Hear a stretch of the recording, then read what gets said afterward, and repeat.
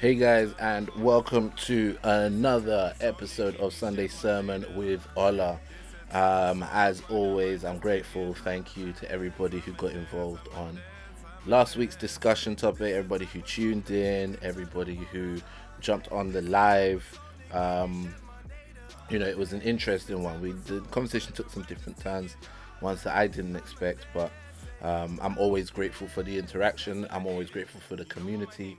I'm grateful for people taking time out to show appreciation for this kind of content. I've had some very nice messages, especially from a particular patron. So thank you. Um, and thank you to those of you who do continue to financially support as a patron. So God bless you all. Um, Without too much ado about nothing, let's just get into a topic. Let's get into the topic. All right.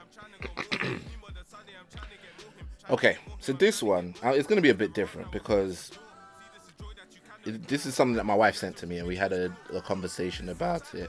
It requires a certain amount of reading. It's from Instagram. It's from a page called Save a Spender. They posted this sort of. It's a post that they've lifted from somewhere else, where somebody has said something. I'm going to read through it. So it's going to be a lot of reading, I guess. It's usually me getting straight to talking, but I'm going to read to set up the scenario, then we'll discuss it. So, um, the question is, am I the asshole for asking my husband to turn down his dream job for my career? All right. I'm going to be vague for privacy reasons. Sorry. I'm reading it on behalf of the person posted this. I am 33 female. I'm the breadwinner of our household. I have multiple highly specialized degrees for a niche industry. I make 200,000 plus with potential to get in the 600 to millions range. My company has not been hit that badly by COVID, so most of us have kept our jobs, but we're held to strict standards. My husband, 36 male, has a broad degree slash work experience. He quit his job right before COVID hit, hoping for a better job in the meantime, and I was supportive. He spent a ton of time applying to various jobs and finally landed an interview at Organization X. This is his dream job in almost every imaginable way. I can't be detailed, in brackets. However, it's paying about 65k a year, which would be fine, except this job directly puts my job stability at risk. My company and this organization are adversarial at best. My field is extremely secretive, and if clients discovered my spouse was working for a competitor, I would be permanently tainted. I wouldn't be able to get a job in the industry forever. I know this sounds like an exaggeration, but I promise you, it absolutely is not. It'd be like if I worked in protecting the privacy of celebrities and he worked for TMC. If he tapped my car, got into my work devices, he could use that to advance his career, and any trust I have in this field will be gone. Even if I trusted my husband not to do that, my clients and company don't. Worse, because my background is so specialized, this is the only field I can work in. I asked him to drop from consideration for this job, since if he got it, we'd lose my income. 65k a year cannot support us in this city. Plus, he does not have to work for this organization. Even if the job market is awful right now, his background gives him access to a wide range of jobs, but I only have this one niche field. He was extremely angry and said I was selfish and only cared about money. I told him that if he wanted to go back to school for an advanced degree or just be unemployed for a while, I would support him, but taking this job isn't possible. He continued the process behind my back and got the offer. He wants to accept it because he says his career needs to take priority and that I wasn't being a supportive wife. I feel so betrayed, and I've contacted all relevant higher ups in my company to inform them. I notified them as soon as he got the interview because it's better coming from my email than from a background check. I told him he could decline the offer without me watching him physically decline it, or he could accept the offer and move out immediately. I would pay for him to stay 2 weeks at a hotel and we would begin divorce proceedings. My company is willing to take care of all my legal fees. Now, this is somebody commenting on the post. Some are saying you've decided your job is more important than your husband. They're ignoring that he seems to have decided a job offer is more important than your entire career in bold. I was ready to call you the asshole, considering we frequently see people unnecessarily prioritize their career over their spouses when compromise is possible. However, he's refusing compromise. To address the people calling this a trust issue, it doesn't matter if she trusts him. Her company and her clients don't. He knows this and chose to pursue this job anyway. If she doesn't trust someone who's willing to destroy her entire career for a single job, I don't blame her. Men aren't usually the spouse making career sacrifices for the greater good of the couple. I don't know for sure, but that could be something he's struggling with. Then they've now also added to this post some, other comments. Like there's this tweet that says ambitious women really only have two options: a super supportive partner or no partner at all. And then before you ask, it isn't me. And this is the person posting, basically, it's not them. So that's their disclaimer. So much to unpack there. I will start off from the jump saying what I told my wife. I think that he is being unreasonable, and I think that she's a cow. I will tell you why I say those things. The first thing I want to say is that, and I'm going to address the guy first here. There is room for compromise here, and just from a very, yeah, it's his dream job. Um, but there are many jobs, and to be honest, unless his dream job specified that company, there's another company with that job offer. So it's very possible, to from what the information we have, for him to be able to find a job elsewhere. Um, oh, this is gonna be a difficult discussion today. Uh, because I recognize I'm about to be highly logical in what is essentially a very emotional topic for a lot of people. But hey, this is my podcast, so um, so the first point I want to make is that my guy, let's be logical here. He's making an emotional point, which is you're not supporting me, and I need to take priority, and blah blah blah. This is how he feels. But if he was being logical, he would say, "Look, there's another job out there. I'll be all right." Now, why do I say she's a cow? I say she's a cow because of the tone in which she's written. Now, this situation in which she's speaking of lays out so many smaller things. And there's a certain amount to which we extrapolate, we project, we read between the lines, we do all sorts. But I'll tell you what I get, what I hear from the way she speaks as a woman. As a man, if you want to hear how a man hears this, or how some men hear this, here's what I'm hearing.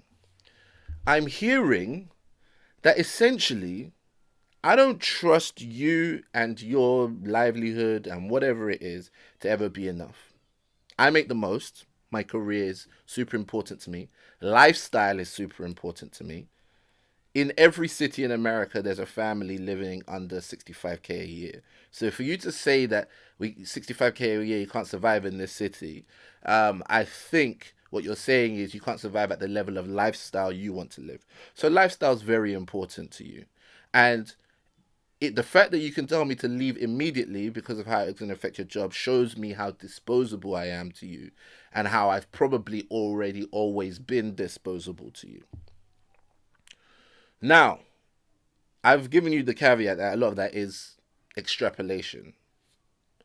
But, as I said to my wife, the first thing that sticks out to me is that this is the culmination of probably a whole host of problems that have been happening in their marriage. I highly doubt that it's been smooth sailing, everyone's loving it, everyone's having a great time, loving marriage, then this came and blah, blah, blah. No. This has probably been a pattern in which this man feels like she doesn't prioritize him, she prioritizes her own career success, and she feels like earnings wise, the way in which she makes the money influences the way that she speaks to her husband, which leads to so many wider issues here. Look here, Every so often we have a discussion and we go, "Oh, men, can you be with a woman that makes more money than you?" And then if a guy doesn't give the correct answer, which is yes, of course, we go, "You're the chauvinist, you're a pig, whatever it is, sexist, misogynist, blah blah blah." Everything to browbeat. But I want to dig a little deeper because I think, and these are going to be things that I say in general, so I'm going to put a lot of things out so you can understand my position. I think there's a lot of one miscommunication going on, or poor communication, not miscommunication, poor communication. But two, I think we've become very comfortable with dismissing men's emotions that we never even stop to ask ourselves, let me give this guy the benefit of that. Let me understand him. Men can be very logical, yes. But that does not mean men are devoid of emotions. And what you'll often hear in this situation is that's just his ego. Phrases like that. I'll tell you what that's just his ego is. That's just his ego is the greatest emotionally manipulative device that women have come up with in the past however many years. It is the solve all, be all, and end all for dismissing whatever a man is truly feeling at that time. Now, women know, because women are great at having relationships and they know for themselves, that when you dismiss somebody's emotions, those emotions don't go away because you said they should go away. What they become is cemented, and you now add resentment to it, right? So if you're upset at your husband and he tells you, "Oh, don't be upset. What's wrong with you?" You don't then just stop becoming upset. You become cemented in how upset you are, and you then start to resent them. That's exactly what happens every time we deal with, in this society, we deal with men having to adjust to a new setup in which women are doing it for themselves, making good money, but nobody's been fully prepped for this. We don't have the full setup for this. The thing is, this society is very weird, and I don't know whether to call it a transitionary period or just a very bad deal. But the way that it's set up right now is that there are some relics of traditional ways that are upheld and some that are changed. When you shift that balance, when you tweak with it, you don't realize all the changes you make. So when women start making more and becoming more and more career driven, we haven't really created a new context for what it is to be a man in this situation. We just say, support your wife, or we should be supportive of each other. And what that looks like is going to be highly dependent on whatever kind of baggage and traumas and issues and hurts that both of you bring to the relationship. Women have some very well documented hurts in this issue around pay gaps, around restrictions on jobs they can do, and women who've been held back from careers, around maternity, around the roles of women in society.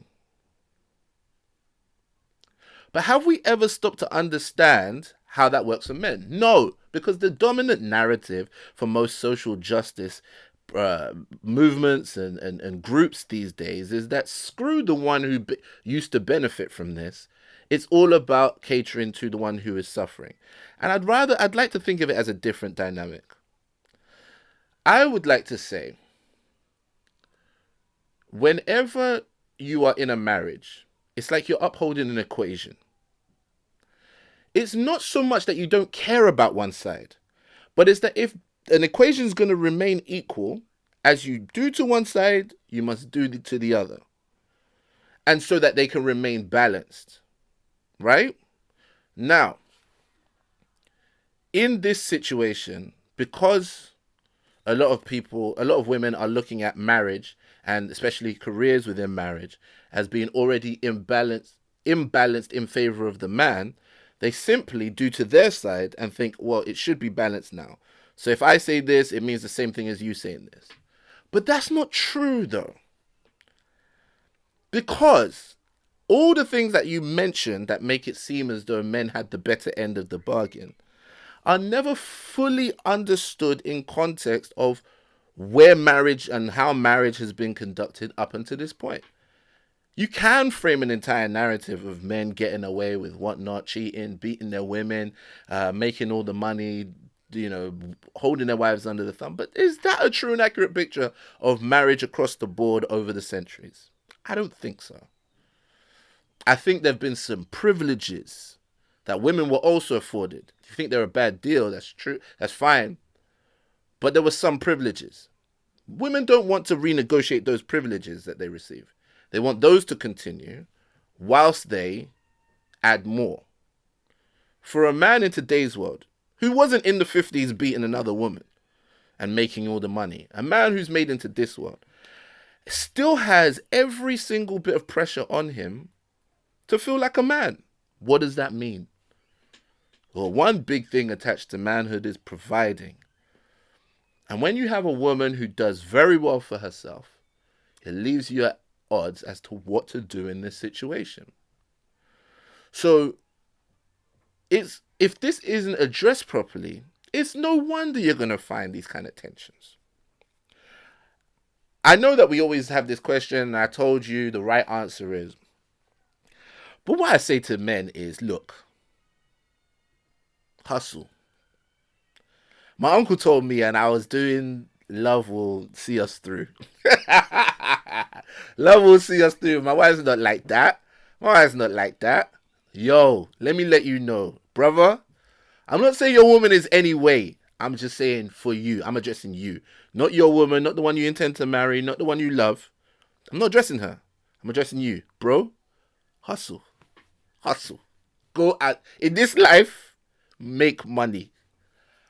Make money. Because I'm telling you, bro, I am yet on this good green earth, on God's green earth, I am yet to find a couple where the woman financially supports her man and has never once resented him for it. Yet to see it. Yet to see it. I've seen it the other way around. I see a lot of marriages that function where the man financially provides for his wife and it's never the source of resentment. Never. There's maybe an understanding that she needs to handle some other responsibilities and they have their own agreement. But financially, he's fine. I have seen situations where they've tried to do it the other way around. But yo, if you hear the things I've heard, wow. Bro, hustle. Hustle. Yeah? Listen to me. Allah doesn't want anything bad for you. I'm telling you, hustle. You see, one of the things, my wife and I hope she doesn't mind me saying this because, we have very frank conversations. My wife and I, when we first got married, she made the steady wage and I'm full-time comedian. So my wage fluctuated. There were some months I made more than her, some months I made less. And that was fine because we'd even it out. We got by. Everything was smooth. We were actually doing okay. But there came a moment. It was just like an alarm bell went off and it was no longer enough. And what seemed to be the narrative for 3 years that I was relying on, that like, okay, cool, I got this time to build and be self-employed. And yes, it might not be steady right now and blah, blah, blah. All of a sudden became, everything needs to happen and it needs to happen now. Everything needs to change. Everything I said before, it's not working anymore. It needs to change. And what happens in that moment? And I hope some of the sisters learn from this. I'm not sharing this for gossip. Is you're speaking to a man who has gone on what you said up until this point and believed it. But the problem is you didn't really believe it. So understand it's a very sensitive situation. When a woman says, I don't mind if a man earns less than me, what she means is, I don't mind for a while. But unfortunately, most sisters haven't seen it in a long-term situation long enough to be sure that this is what they really mean. They can do it for a year. 2 years, 3 years maybe. But one day that alarm's gonna go off. Bro, hustle. Don't wait for the alarm to go off. Brother Ola's telling you right now. Don't wait for the alarm to go off, bro. You know, one of the things I blame for this, the reason why we have this problem right now, is the narrative of like, behind every successful man, there's a woman, right? I am not going to deny the role that women play in the success of their husbands. But unfortunately, I think that narrative has been a bit overplayed and misconstrued. And I think there's an underlying belief in that narrative that a woman is all you need. And women start to really believe that I can turn any guy into Barack Obama. I can turn any guy into the guy I need. That's not what that phrase means. That means if you have a guy who's on his way to becoming a CEO, put the right wife behind him and next to him, working together, they will achieve that goal. Put the wrong wife with him, she will hold him back, send him, distract him, take him on a different path. That's what the general wisdom behind that is, right? That is very important who you tie your life to. What women are hearing is, I can take him as he is now, but within a certain amount of time, I am going to change him. I am going to turn him into the man I need him to be. That is a recipe for men feeling manipulated and women feeling thoroughly disappointed after a certain amount of time. Bro, hustle. Don't say, yeah, I can marry a woman who's earning more money than me just because it sounds like the right thing to say. Think about the practicality of what I'm saying. Think about it, bro. And bearing in mind, I'm not talking about you earn 35, she earns 40. I'm not talking about that. I'm talking about significant amount. In this scenario, this guy just got a job earning 65. She's on 200s with like 600 within her remit, millions possibly within her remit. They're in different leagues. Yo, brother, you don't want to see what it's like. The family dynamic has not settled enough to deal with women who are hyper successful. There's always an issue and always a problem. And that's not to say that some men haven't figured out how to do it. There's some very high-powered women who are in marriages and they're still married. I don't know what their marriage is, but they've had to do a lot of inner work to figure that out.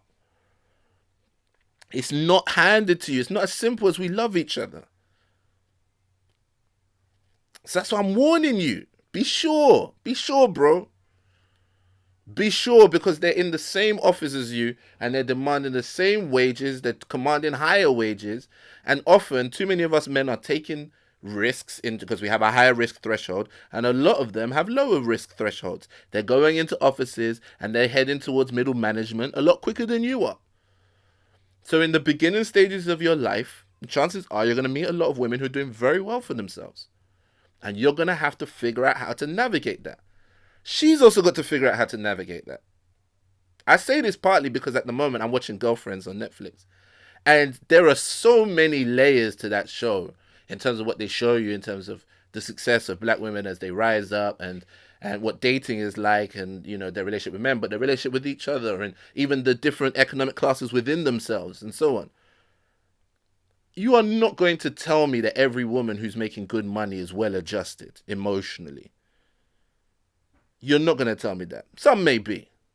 But there are a lot out there who are going to make you feel like trash because you don't make the kind of money they make. And even if they don't make you feel like trash, you might find yourself inadvertently feeling like trash. The day she's like, yo, me and my friends are going to Saint-Tropez. Do you want to come? And you're like, yeah. And she's like, all right, cool. We're dropping 5K deposits today. And you're like, 5K deposit? Oh, wow, okay. Then she's lending you money or she's putting you up. Please believe she'll pay for that holiday. She'll swallow it. She will. But one day she's going to be like, who's going to pay for a holiday for me? She's going to see her friends getting with guys in their own economic class or higher, and they're going to be enjoying and reaping the benefits of it. What if, and this is not every woman, but what if she wants to start nesting at some point? Maybe she wants to take some time away from work to start a family. She's going to start looking at that 65K and saying, we can't live on this. So I'm just saying to the men, there's a lot out there in terms of narrative around this. But I'm telling you to think deep, bro. You don't have to be rich to get married. But bro, hustle. Bro, hustle. Yeah? And the last point I want to make, and this is just around the general marriage point, is that, when I said I feel like they've had problems before, marriage only works in first place. And that's because your partner needs to know they are your priority. I know it's fashionable in these days to put your career first because your career won't disappoint you. Your career won't cheat on you. Your career, blah, blah, blah. It's a lie. People get fired every day, B. At the end of the day, if you're going to marry somebody, they need to be your priority. And they need to know that nothing is more important than them. Nothing. And this is when I started to realize a lot of why that switch happened in my marriage. I'm not ashamed to say now. At time I would have been ashamed. I'm being very honest with you guys. At time I would have been ashamed to say I have a 9-to-5 job. Because for me that represented mediocrity and failing in my attempts to make it within the industry I'd chosen. But now that I understand that my wife is my priority, providing her with the security and also my child and child on the way is way more important than any joke I've ever told. Right? I can comfortably now say I'm a breadwinner in my household. Right? This is not bragging rights. This is not for ego. What it does is it meets my wife's number one need, which is security. Not just in the fact that now I have more money, but the fact that she is now way more relaxed that I will do what is necessary to make sure my family is okay. Before, sticking to comedy meant that comedy came first. Right? It meant that the one unshakable thing in my life is that I'm self-employed and I love doing comedy. That's what I'm doing. Because that's how my life had been before I got married. What needed to change was whether it's comedy, anything other than Jesus Christ is movable for my wife. Anything. When you get to that point, then even the person you're trying to sacrifice for will be like, no, I want you to be happy. Go and do the things that are going to make you happy. These guys in this scenario are both fighting each other based on what I want. They're not prioritizing each other. If she doesn't get the 200K job career to continue, really and truly, if she can't give that up for her husband, I don't think she's ready to be married. And if he can't give up his dream job for his wife, he's not ready to be married. There's a lot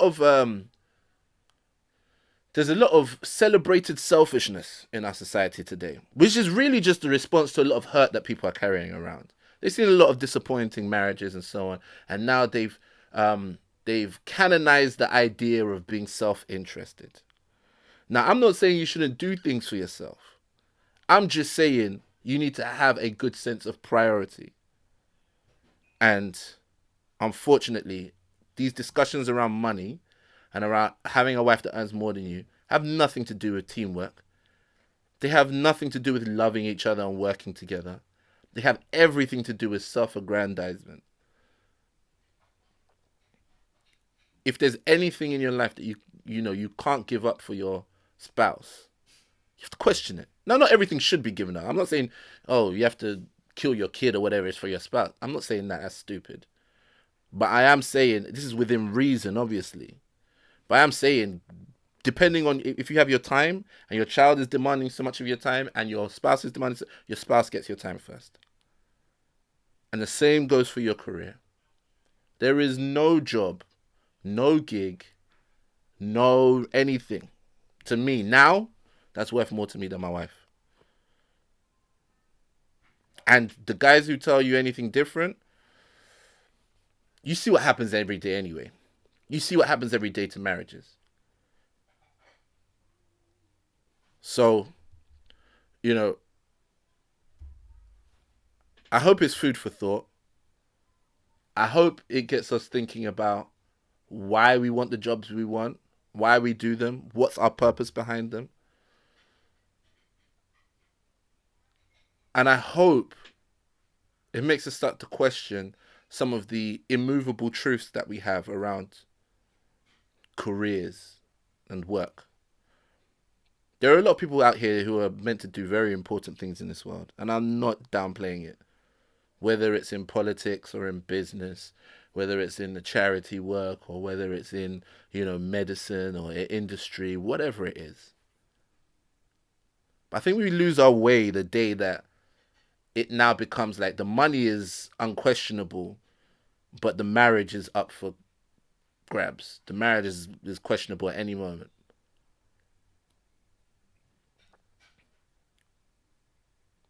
I hope that is an encouragement to somebody. I hope that somewhere. And I hope we start to really realize why we make money. Money's a tool. It's not our master. Shouldn't be anyway. So think about some of the things you say to the people around you and what that really communicates about how you view them with regard to money. That tweet that said there's only really one choice for successful women, and that's a super supportive partner or nothing. That goes for all successful people. All successful people. They all require somebody to be super supportive of them. And so, yes, couples should support each other. But I tell you one thing, you're more likely to get the support of your partner when you let them know that they come first. Then they're more likely to step back and say, go do what you need to do. But the day you let them know that what you need to do is more important than them, they will fight you over it. And then they will become the non-supportive partner. And you also have to remember this. This supportive partner ideal that you have out there, it's not linear. It's not linear. Don't let anybody lie to you. Just last week, I was talking to you about how Michelle Obama was a stumbling block in Barack's move towards the White House. She was the one trying to stop him at one point because of how it would affect her. We are dealing with human beings here. We're all human beings. So please remember this. There is no guy out there who's just going to literally bend his life around your career, sis. And there's no woman out there who's just going to bend her life around your career, bro. What I'm telling you is there are people out there who will love you and they'll work with you, but sometimes they're going to feel neglected. They're going to feel like you don't prioritize them. They're going to fight you. You need to work it out. Reprioritize. Prioritize them. They'll give you the space to do what you need to go and do. Everybody's happy because what you've now showed them is all of this, it's for you. That 200k a year job that she's doing, that's for her and the lifestyle that she wants to live. It's clear. It's clear because no man who feels like that's for him is going to go mess that up. He's not going to. They've been doing for self for too long in a marriage. Just my thoughts. I'd love to hear yours. Join me tonight on Sunday evening because I'm recording on Saturday, so I'm just saying it so it's Sunday so you know. 8 p.m. Let's do this, man. Let's do this. I think it should be a good discussion. I hope most of you guys get a chance to listen to this before you join the live. Please spread the word and make it clear to people so that they understand that there's a podcast that drops at 9 a.m. and then there's a live at 8 p.m. Cool. I hope this was intellectually stimulating for you, and I hope you have a fantastic week. Stay blessed.